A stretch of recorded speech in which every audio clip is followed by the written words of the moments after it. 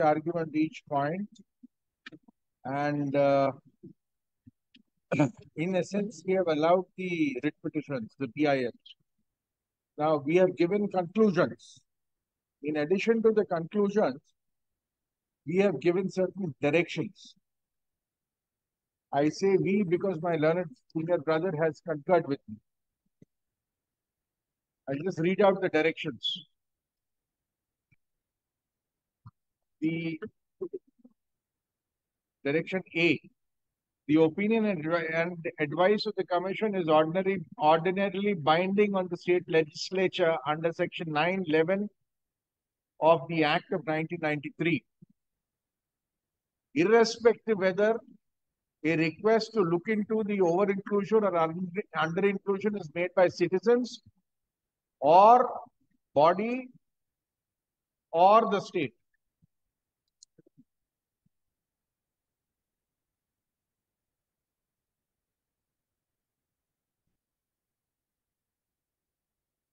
The expressions Government of West Bengal and Government in Section 2F of the Act of 2012 is read down to mean the state of West Bengal in discharge of its legislative functions, having due regard to the reports of the Commission under the 1993 Act. C. The second part of Section 2H of the Act of 2012, which reads as, and include such classes as the state government may, by notification in the official gazette, specify from time to time, is struck down. Section 16 of the Act is struck down, of Act of 2012, is struck down since it empowers the state executive to amend any schedule of the Act of 2012, including Schedule 1. Consequently, the 37 classes included in exercise of Section 16 by the state executive are struck out of Schedule 1 of the Act of 2012. Section 5A of the Act of 2012, which distributes the percentage of reservation in 10 and 7% to the subclassified classes, is struck down. Consequently, the subclassified classes listed in two categories, namely OBC A and OBC B, are struck down from Schedule 1 of the Act of 2012. The proviso to Section 5A of the Act of 2012 is read down contextually to read the expression state government to mean the state of West Bengal in exercise of its legislative functions, having due regard to the reports of the Commission constituted under the Act of 1993. The executive order number so-and-so dated 11th May 2012 issued by the Government of West Bengal, backward classes welfare department subclassifying 143 classes are struck down. The executive orders classifying 66 classes before or prior to 2010 are not interfered with, since the same have not been challenged.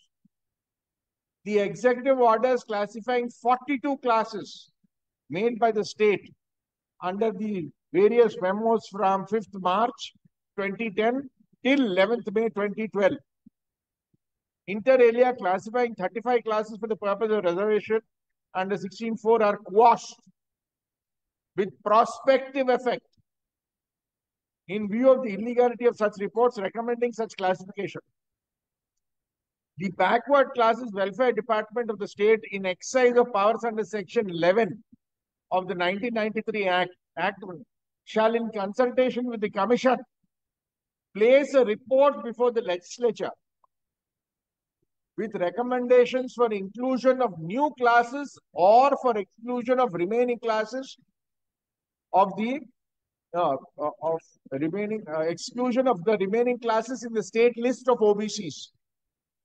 The services of citizens from 77 classes, from these 77 classes, the struck down classes, the services of citizens from the 77 classes and 37 classes added in exercise of Section 16, struck down above, who are already in the service of the state or have already availed the benefit of reservation or have succeeded in any selection process in the state shall not be affected. This is only prospective.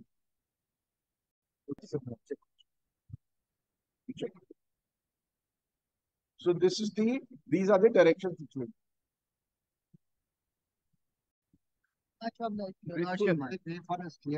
Definitely.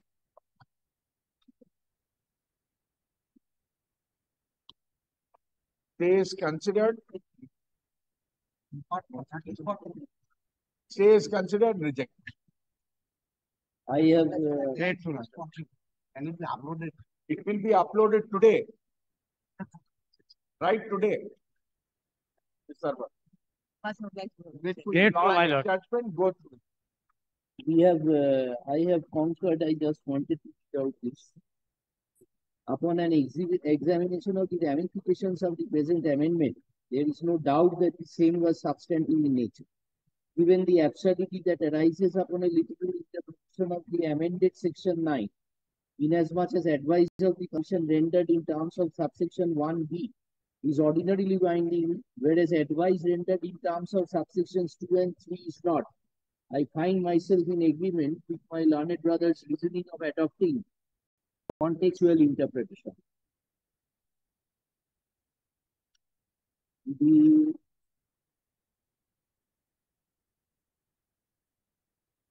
There is a complete lack of legislative policy within the scheme of 2012, which guides the power of the state government under Section 2H, read with Section 16 of the Act.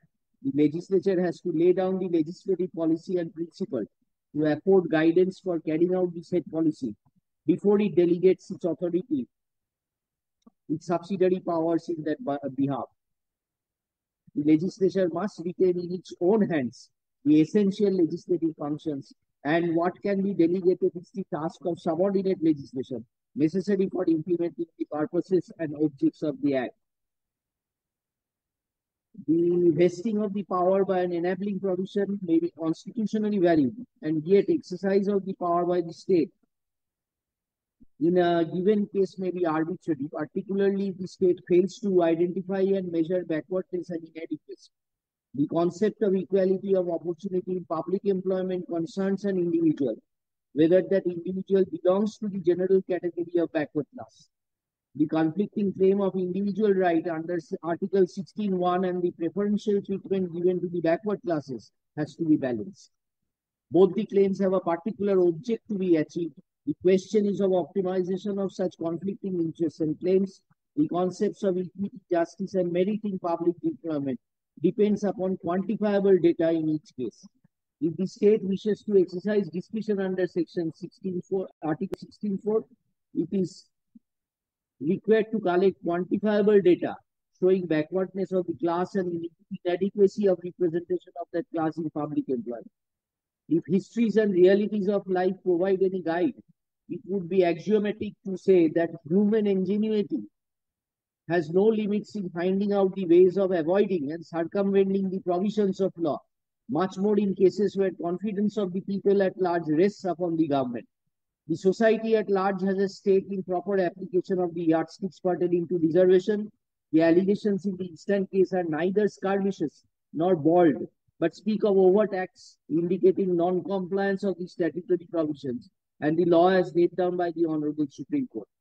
Strict adherence to the rule of law is to be ensured, and the same cannot be allowed to be flouted in the hands of the executives, who, dressed in little brief authority and in exercise of its discretion, cripples the constitutional guarantee of fairness and reasonableness. With these observations in elucidation of the conclusion arrived at by my learned brother, I agree with the election system. Urgent certificate. Yes, So, yes. Delayed certificate. My lord. After 14 years, my lord, we get the justice. We are relieved that we've been able to put an end to a litigation for after 14 years. It's been pending, bench to bench. My lord has taken too much of pain. That's our job. Somebody has to do it.